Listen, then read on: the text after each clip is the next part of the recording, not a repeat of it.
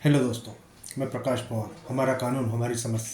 हमने पिछली बार देखा था बच्चों के संबंध में, और पास्को एक्ट को विशेष जानने के लिए हम आज फिर उपस्थित हुए हैं। पास्को एक्ट स्पेशली लैंगिक अपराधों से बालकों का संरक्षण अधिनियम 2012 ये बच्चों की सुरक्षा के लिए ही बनाया गया है।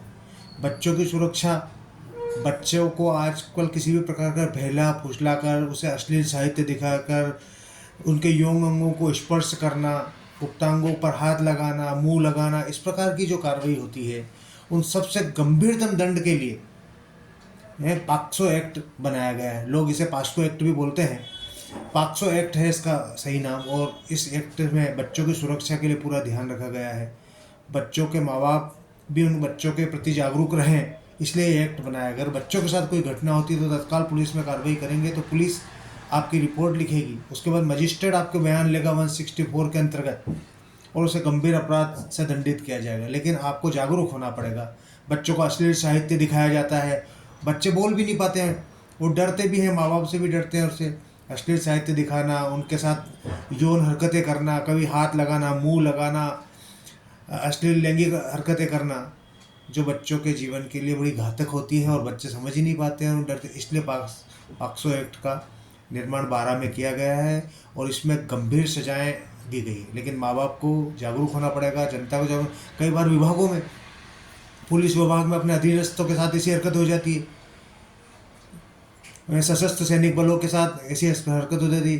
कार्यपालक लोक सेवकों के द्वारा अपने कार्यालय में कार्य करने वाले ऐसे अधीनस्थ कर्मचारी बच्चों के साथ इस प्रकार की हरकत कर लेते हैं, जिसे बच्चे बता भी नहीं पाते।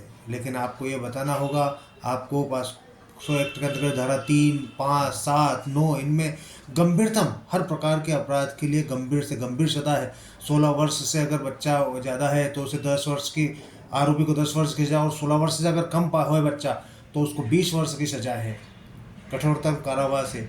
इसलिए हमें जागरूक खुद भी होना पड़ेगा, अपने बच्चों को भी जागरूक होना पड़ेगा, और बताना पड़ेगा कि आपको किसी भी चीज़ से डरने की ज़रूरत नहीं है। कानून आपके साथ है। आपसे कोई भी तेज़ आवाज़ में बात नहीं करेगा, आपसे सभी लोग प्रेम से बात करेंगे, समझा के बात करेंगे, ताकि आपके मन पर उस चीज़ का बुरा प्रभाव ना पड़े।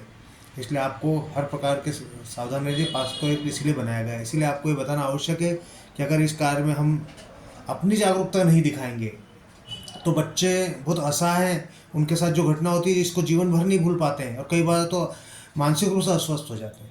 इसलिए आप लोग सभी जागरूक रहें, अपने बच्चों का ध्यान रखें। बच्चों से होने वाली गलतियों, कहाँ गए, कैसे गए, क्या कर रहे हैं, किस विभाग में उनके साथ कोई गलत तो नहीं हो रहा है, किसी के साथ कोई गलत घटना तो नहीं हो रही। अगर ऐसी होती तो आपको तत्काल पुलिस विभाग में जाकर रिपोर्ट करनी चाहिए, जिससे उसके खिलाफ कठोरतम कार्रवाई की जा सकेगी। पास्को एक्ट बच्चों की ही सुरक्षा के लिए किया गया है, इसलिए आपको इससे डरने घबराने की जरूरत नहीं है। बच्चे से स्वयं पूछते हैं, पुलिस पूछते हैं, मनोचिकित्सक पूछते हैं, डॉक्टर पूछते हैं, मजिस्ट्रेट उनसे सामान्य रूप से बात करते हैं। तो मेरा आपसे पुनः निवेदन है कि पास्को एक्ट बहुत अच्छा है, बच्चों को हित में है।